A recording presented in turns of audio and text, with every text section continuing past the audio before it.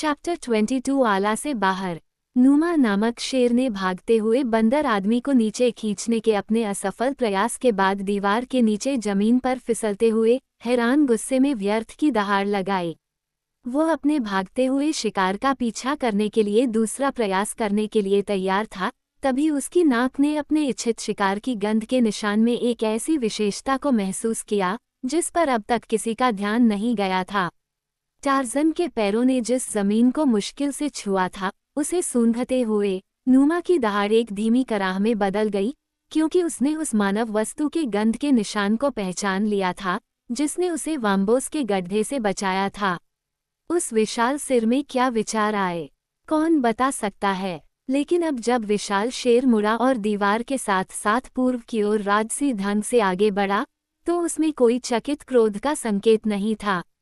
शहर के पूर्वी छोर पर वह दक्षिण की ओर मुड़ा, दीवार के दक्षिणी किनारे की ओर अपना रास्ता जारी रखा, जिसके साथ बाड़े और बाड़े थे, जहां शहर के भीतर पालतू शेरों के झुंडों के लिए शाकाहारी झुंडों को पाला जाता था। जंगल के बड़े काले शेर घास खाने वालों और मनुष्य के मांस पर लगभग समान निष्पक्षता से भोजन करते थे। गड्ढे के नूमा की तरह वे कभी कभी रेगिस्तान के पार वामाबोस की उपजाऊ घाटी में भ्रमण करते थे, लेकिन मुख्य रूप से वे पागल राजा हेरोब के दीवार वाले शहर के झुंडों से मांस खाते थे या उसके कुछ बदकिस्मत विषयों पर कब्जा कर लेते थे। गड्ढे का नूमा कुछ मामलों में उस नियम का अपवाद था जो जंगल के उसके साथियों का मार्गदर्शन करता था, क्योंकि एक शावक के रूप में उसे फंसाया गया था और शहर में ले जाया गया था, जहां उसे प्रजनन के उद्देश्य से रखा गया था, लेकिन वह अपने दूसरे वर्ष में ही भाग गया था। पागलों के शहर में उन्होंने उसे यह सिखाने की कोशिश की थी कि उसे मनुष्य का मांस नहीं खाना चाहिए, और उनकी शिक्षा का नतीजा ये हुआ कि केवल क्रोध में आकर या भूख की पीड़ा से प्रेरित होने पर ही उसने कभी मनुष्य पर हमला किया। पागलों के पशु बाड़ों को बाहरी दीवार या सीधे खड़े लट्ठों की बाड़ से सुरक्षित किया जाता है, जिसके निचले सिरे जमीन में धन से होते हैं।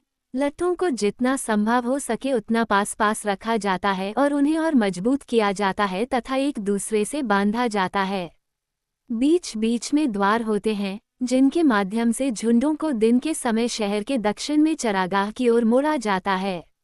ऐसे समय में जंगल के काले शेर झुंडों से सबसे अधिक नुकसान उठाते हैं, और ऐसा बहुत कम होता है कि कोई शेर रात में बाड़ों में घुसने की कोशिश करे। लेकिन गड्ढे के नूमा ने अपने उपकारकर्ता के निशान को सूंघकर फिर से दीवार वाले शहर में जाने का मन बनाया, और अपने चालाक दिमाग में इस विचार के साथ वह बाड़ के बाहरी किनारे पर चुपके से रेंगता हुआ चला गया, प्रत्येक प्रवेश द्वार को अपने गद्देदार पैर से परखता रहा जब तक कि उसे एक ऐसा द्वार नहीं मिल गया जो असुरक्षित रूप से बंद लग रहा था।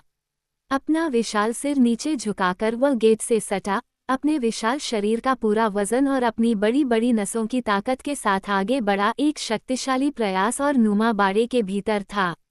बाड़े में बकरियों का एक झुंड था, जो मांसाहारी के आते ही बाड़े के दूसरी तरफ भाग गया, जो शहर की दक्षिणी दीवार से घिरा हुआ था। नूमा पहले भी इस तरह के बाड़े में रह चुका था, इसलिए उसे पता था कि दीवार में कहीं एक छोटा सा दरवाज़ा है, जिसके जरिए बकरी चराने वाला शहर से अपने झुंड के पास जा सकता है। वो इस दरवाजे की ओर बढ़ा, चाहे योजना से या दुर्घटना से, ये कहना मुश्किल है, हालांकि आगे की घटनाओं के प्रकाश में ऐसा लगता है कि पहले वाला मामला ही हो सकता है। गेट तक पहुंचने के लिए उसे सीधे झुंड के बीच से गुजरना होगा, जो खुले स्थान के पास भयभीत होकर जमा हो गया था, ताकि एक बार फिर जब नूमा तेजी से द्वार की ओर बढ़ा तो घोड़ों की तेज आवाज सुनाई दी। अगर नूमा ने योजना बनाई थी, तो उसने अच्छी तरह से योजना बनाई थी, क्योंकि वह मुश्किल से अपनी जगह पर पहुंचा था जब दरवाजा खुला और एक चरवाहे का सिर बाड़े में बाहर निकला। वो व्यक्ति स्पष्ट रूप से अपने झुंड के बीच हो रही गड़बड़ी का कारण जानना चाहता था। संभवतः उसने हंगामे का कारण जान लिया था, लेकिन ये संदिग्ध है, क्योंकि अंधेरा था और बड़े पंजे वाले पंजे ने ऊपर पहुंचकर एक शक्तिशाली प्रहार किया जिसने उसके सिर को उसके शरीर से लगभग अलग कर दिया, इतनी तेजी से और चुपचाप चला कि वह आदमी उस क्षण से 1 सेकंड के अंश के भीतर मर गया जब उसने दरवाजा खोला, और फिर नूमा, अब उसका रास्ता जानते हुए, दीवार के पार शहर की मंद रोशनी वाली सड़कों पर चला गया। जब स्मिथ ओल्डविक को एक सैनिक की पीली पोशाक पहने हुए व्यक्ति ने घेर लिया तो उसका पहला विचार ये था कि वह उस व्यक्ति को गोली मार दे और उसके पैरों और मंद रोशनी वाली घुमावदार सड़कों पर भरोसा करके उसे भागने का मौका दे, क्योंकि वह जानता था कि उसे घेरना फिर से पकड़े जाने के बराबर है, क्योंकि इस अजीब शहर का कोई भी निवासी उसे एक विदेशी के रूप में नहीं पहचान पाएगा।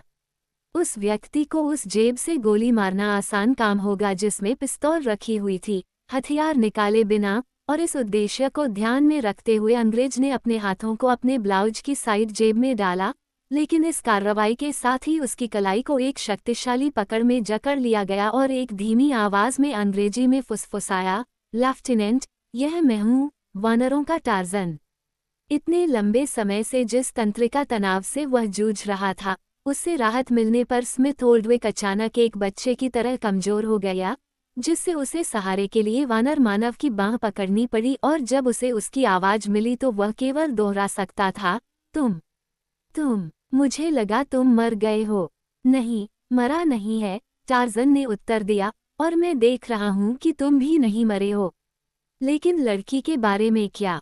मैंने उसे तब से नहीं देखा है, अंग्रेज ने जवाब दिया, जब से हमें यहाँ लाया गया है। हमें पास के प्लाजा में एक इमारत में ले जाया गया और वहाँ हमें अलग कर दिया गया। उसे पहरेदारों ने ले जाकर छोड़ दिया और मुझे शेरों की मांद में डाल दिया। तब से मैंने उसे नहीं देखा है। तुम कैसे बच निकले? बंदर आदमी ने पूछा। लगता है शेरों ने मुझ पर ज्यादा ध्यान नहीं दिया और मैं एक पेड़ के रास्ते से उस जगह से बाहर निकल आया और एक खिड़की से दूसरी मंजिल पर एक कमरे में घुस गया। वहाँ एक साथी के साथ थोड़ी झड़प हुई और उनकी एक महिला ने मुझे दीवार में एक छेद में छिपा दिया। फिर उस पागल ने मुझे एक और बदमाश के हवाले कर दिया जो वहाँ आया था, लेकिन मैंने बाहर निकलने का रास्ता ढूंढ लिया और छत पर चढ़ गया, जहाँ मैं काफ़ी समय से बिना किसी की नज़र में आए सड़क पर उतरने के मौके का इंतज़ार कर रहा था। बस इतना ही मुझे पता है, लेकिन मुझे दुनिया में इस बात का ज़रा भी अंदाज़ा नहीं है कि मिस किर्चर को कहाँ ढूंढूं। तुम अभी कहाँ जा रहे थे?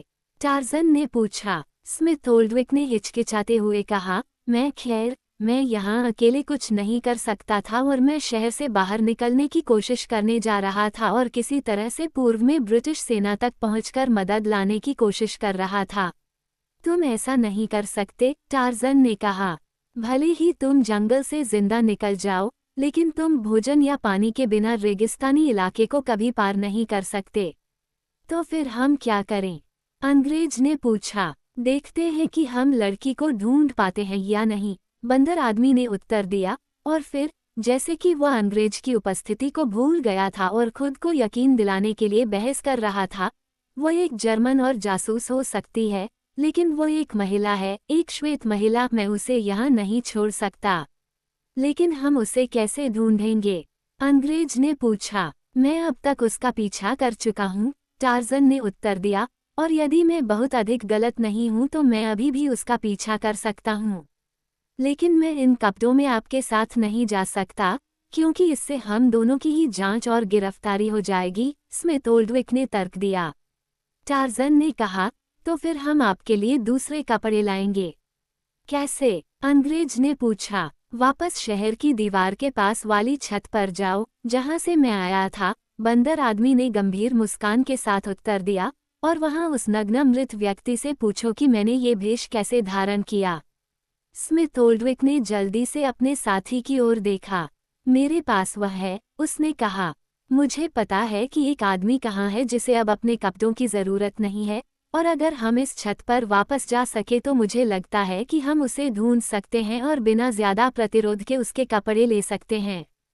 बस एक लड़की और एक युवा साथी जिसे हम आसानी से आश्चर्यचकित कर सकते हैं और उसे हरा सकते हैं।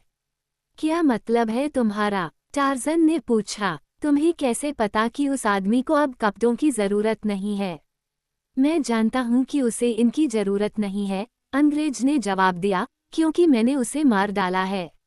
ओह, बंदर आदमी ने आश्चर्य से कहा, मैं समझ गया। मुझे लगता है कि सड़क पर इन लोगों से निपटने की तुलना में ये तरीका अधिक आसान होगा, क्योंकि वहाँ हमारे बीच में बाधा पड़ने की अधिक संभावना है। लेकिन आखिरकार हम फिर से छत तक कैसे पहुँचेंगे? स्मिथ ओल्डविक ने पूछा। जिस रास्ते से तुम नीचे आए थे उसी रास्ते से, टार्जन ने जवाब दिया। ये छत नीची है और प्रत्येक स्तंभ के शीर्ष से एक छोटा सा किनारा बना हुआ है। जब तुम नीचे उतरे तो मैंने इसे देखा। कुछ इमारतों पर चढ़ना इतना आसान नहीं रहा होगा। स्मिथ ओल्डविक ने छोटी छत की ओर देखा। ये बहुत ऊंची नहीं है, उसने कहा, लेकिन मुझे डर है कि मैं इसे नहीं कर पाऊंगा। मैं कोशिश करूंगा। मैं बहुत कमजोर हो गया हूं जब से एक शेर ने मुझे घायल किया और पहरेदारों ने मुझे पीटा, और साथ ही मैंने कल से कुछ भी नहीं खाया है। टार्जन ने एक पल सोचा। तुम्हें मेरे साथ चलना होगा, उसने आखिरकार कहा। मैं तुम्हें यहाँ नहीं छोड़ सकता। तुम्हारे पास भागने का एकमात्र रास्ता मेरे जरिए है और मैं अब तुम्हारे साथ नहीं जा सकता जब तक कि हम लड़की को नहीं ढूंढ लेते। मैं तुम्हारे साथ जाना चाहता हूँ, स्मिथ ओल्डविक ने जवाब दिया। मैं अब ज्यादा अच्छा नहीं हूँ, लेकिन हम दोनों एक से बेहतर हो सकते हैं। ठीक है, टार्जन ने कहा, चलो। और इससे पहले कि अंग्रेज को पता चले कि दूसरे ने क्या सोचा था, टार्जन ने उसे उठा लिया और अपने कंधे पर फेंक दिया। अब रुको, बंदर आदमी ने फुसफुसाया, और थोड़ी ही देर में वह बंदर की तरह नीचे के आर्किड के सामने चढ़ गया। यह इतनी जल्दी और आसानी से हुआ कि अंग्रेज को यह समझने का समय ही नहीं मिला कि क्या हो रहा है, इससे पहले कि वह सुरक्षित रूप से छत पर उतर जाता। वहीं टार्जन ने कहा, अब मुझे उस जगह ले चलो जिसके बारे में तुम बता रहे हो। स्मिथ ओल्डविक को छत में लगे जाल को ढूंढने में कोई कठिनाई नहीं हुई, जिसके जरिए वह भाग निकला था। कवा हटाकर बंदर आदमी नीचे झुका, सुनने और सूंघने लगा। आओ, उसने एक पल की जांच के बाद कहा और खुद को नीचे फर्श पर गिरा लिया। स्मिथ ओल्डविक ने उसका पीछा किया और दोनों एक साथ अंधेरे में पीछे की दीवार में बने दरवाजे की ओर बढ़े, जिसमें अंग्रेज को लड़की ने छिपाया था। उन्होंने पाया कि दरवाज़ा थोड़ा खुला था और उसे खोलते ही टार्जन ने देखा कि दरवाजे को अलग करने वाले पर्दे के बीच से रोशनी की एक किरण निकल रही थी। अपनी नज़र को छेद के पास रखते हुए उसने देखा कि वो लड़की और वो युवक जिसके बारे में अंग्रेज ने बात की थी, एक छोटी सी मेज के विपरीत दिशा में बैठे थे जिस पर खाना फैला हुआ था। उन्हें परोसने वाला एक विशालकाय नीग्रो था और यह वह था जिस पर बंदर आदमी सबसे ज्यादा ध्यान से नजर रखता था। डार्क कॉन्टिनेंट के एक बड़े हिस्से में अफ्रीकी जनजातियों की बहुत सी आदिवासी विशिष्टताओं से परिचित तरमांगानी को आखिरकार यथोचित रूप से भरोसा हुआ कि वह जानता है कि यह गुलाम अफ्रीका के किस हिस्से से आया है और उसके लोगों की बोली क्या है।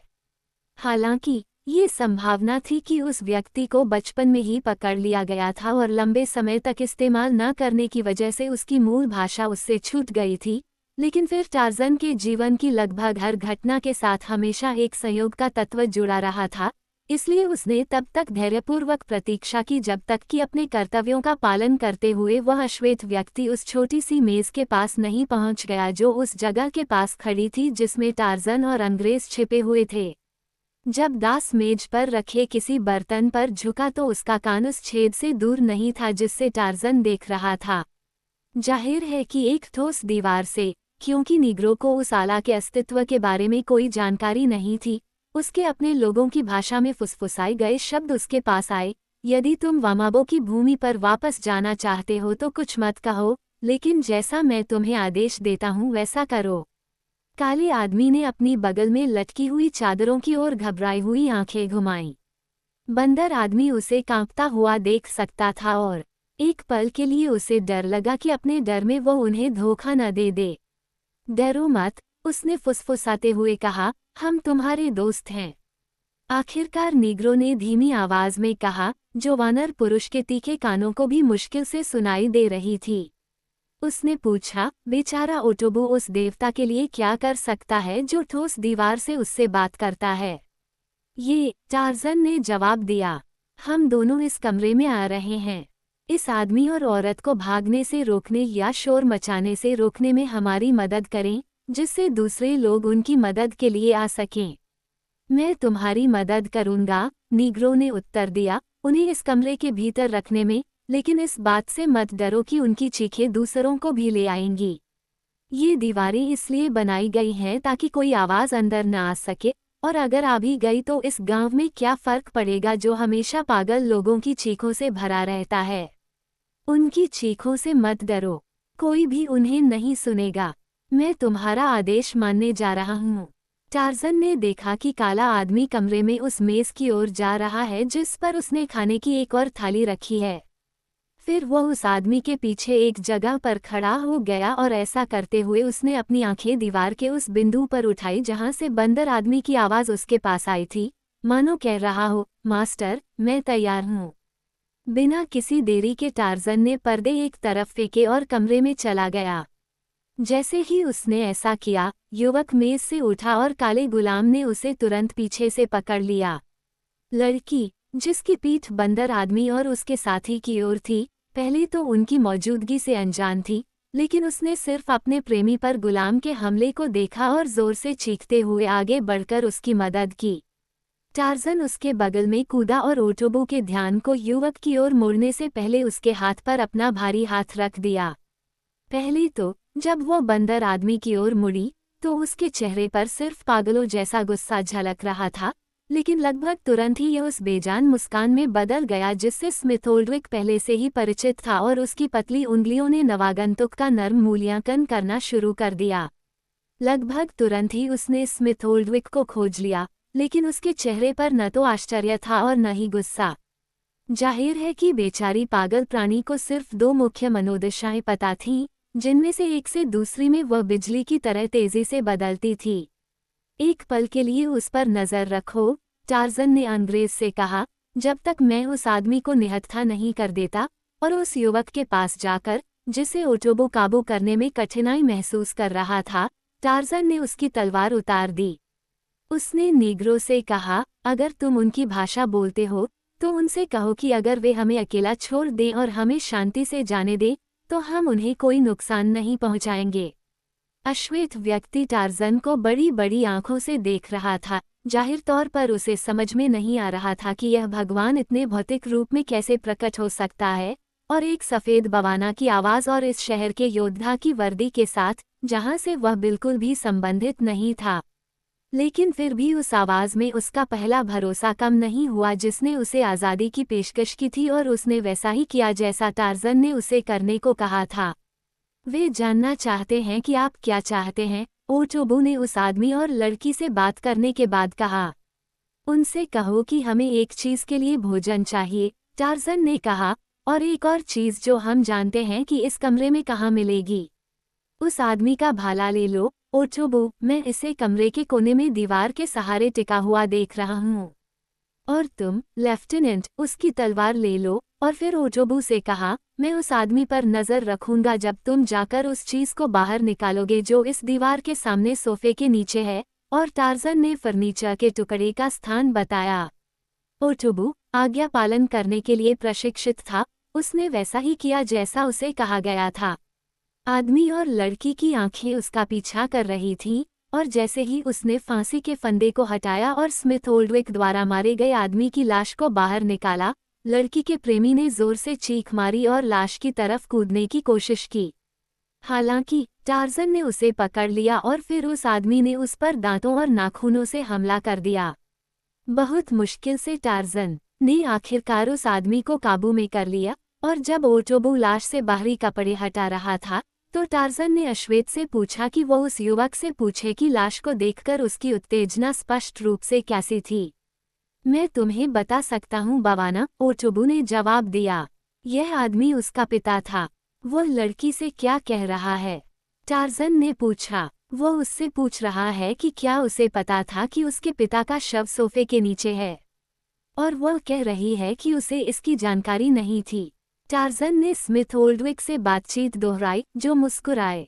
अगर वह आदमी उसे अपराध के सभी सबूत मिटाते और सोफे को इस तरह से लटकाते हुए देख सकता था कि उसने शव को कमरे में घसीटने में मेरी मदद की थी, तो उसे इस बात पर ज्यादा संदेह नहीं होता कि उसे इस मामले की जानकारी थी। कोने में बेंच पर बिछा हुआ गलीचा खून के धब्बे छिपाने के लिए बिछाया गया था। कुछ मायनों में वे इतने पागल भी नहीं हैं। काले आदमी ने अब मृत व्यक्ति के बाहरी वस्त्र उतार दिए थे, और स्मिथ ओल्ड्रिक जल्दी से उन्हें अपने कपड़ों के ऊपर खींच रहा था। और अब, टार्ज़न ने कहा, हम बैठेंगे और खाना खाएंगे। खाली पेट कोई कुछ नहीं कर सकता। जब वे खा रहे थे, तो बंदर आदमी ने ओटोबो के माध्यम से दो मूल निवासियों के साथ बातचीत करने का प्रयास किया। उसे पता चला कि वे उस महल में थे जो उनके बगल में फर्श पर पड़े मृत व्यक्ति का था। वो किसी तरह का आधिकारिक पद संभाल चुका था और वो और उसका परिवार शासक वर्ग का था, लेकिन दरबार का सदस्य नहीं था। जब टार्ज़न ने उनसे बर्था किरचा के बारे में पूछा, तो युवक ने बताया कि उसे राजा के महल में ले जाया गया है, और जब उससे कारण पूछा गया तो उसने उत्तर दिया, बेशक, राजा के लिए। बातचीत के दौरान वह आदमी और लड़की दोनों ही काफी तर्कसंगत लग रहे थे, यहाँ तक कि उन्होंने ये भी पूछा कि उनके बिन बुलाए मेहमान किस देश से आए हैं, और जब उन्हें बताया गया कि उनकी अपनी घाटी के बाहर जलहीन बंजर भूमि के अलावा कुछ और भी है, तो उन्होंने काफी आश्चर्य व्यक्त किया। जब ओटोबू ने टार्ज़न के सुझाव पर उस व्यक्ति से पूछा कि क्या वह राजा के महल के अंदरूनी हिस्से से परिचित है, तो उसने उत्तर दिया कि वह परिचित है। वह राजकुमार मेटाक का मित्र है, जो राजा के बेटों में से एक है, और वह अक्सर महल में आता था और मेटाक भी अक्सर अपने पिता के महल में आता था। खाना खाते समय टार्ज़न ने अपने दिमाग को किसी ऐसी योजना के लिए खपाया जिससे वह महल में प्रवेश पाने के लिए उस युवक के ज्ञान का उपयोग कर सके, लेकिन वह किसी भी ऐसी योजना पर नहीं पहुंचा था जिसे वह संभव समझता था। तभी बाहरी कमरे के दरवाजे पर जोरदार दस्तक हुई। कुछ देर तक कोई नहीं बोला और फिर उस युवक ने अपनी आवाज़ ऊंची की और बाहर खड़े लोगों पर चिल्लाया। तुरंत ओटोबू उस आदमी के पास गया और उसके मुंह पर अपनी हथेली रखकर उसे चुप कराने की कोशिश की। वह क्या कह रहा है? टार्ज़न ने पूछा। वह उनसे कह रहा है कि वे दरवाज़ा तोड़ दें और उसे और लड़की को दो अजनबियों से बचाएं जो अंदर घुस आए और उन्हें बंदी बना लिया। अगर वे अंदर घुस आए तो वे हम सभी को मार डालेंगे। टार्ज़न ने कहा, उससे कहो कि वह चुप रहे, नहीं तो मैं उसे मार डालूंगा। ओटोबू ने वैसा ही किया जैसा उसे बताया गया था और युवा पागल चुपचाप चुप हो गया। टार्ज़न ने कोना पार किया और बाहरी कमरे में प्रवेश किया ताकि दरवाजे पर हमलों के प्रभाव को देख सके। स्मिथ ओल्डविक ने कुछ कदम उसके पीछे पीछे चले और ओटोबू को दो कैदियों की रखवाली करने के लिए छोड़ दिया। बंदर आदमी ने देखा कि दरवाज़ा बाहर से पैनलों पर किए जा रहे भारी प्रहारों को ज्यादा देर तक नहीं झेल सकता। मैं दूसरे कमरे में उस आदमी का इस्तेमाल करना चाहता था, उसने स्मिथ ओल्डविक से कहा, लेकिन मुझे डर है कि हमें यहाँ से उसी तरह से निकलना होगा जिस तरह से हम आए थे। यहाँ इंतज़ार करके और इन लोगों से मिलकर हम कुछ हासिल नहीं कर सकते। वहाँ के शोर से लगता है कि उनमें से 1 दर्जन लोग होंगे। आओ, उसने कहा, तुम पहले जाओ और मैं पीछे आऊँगा। जब वे दोनों कोठरी से वापस लौटे तो उन्होंने एक बिल्कुल अलग दृश्य देखा, जो उस दृश्य से बिल्कुल अलग था जिसे उन्होंने कुछ क्षण पहले देखा था। काले गुलाम का शरीर फर्श पर पड़ा था और ऐसा लग रहा था कि वह बेजान था, जबकि दोनों कैदी पूरी तरह से गायब हो चुके थे।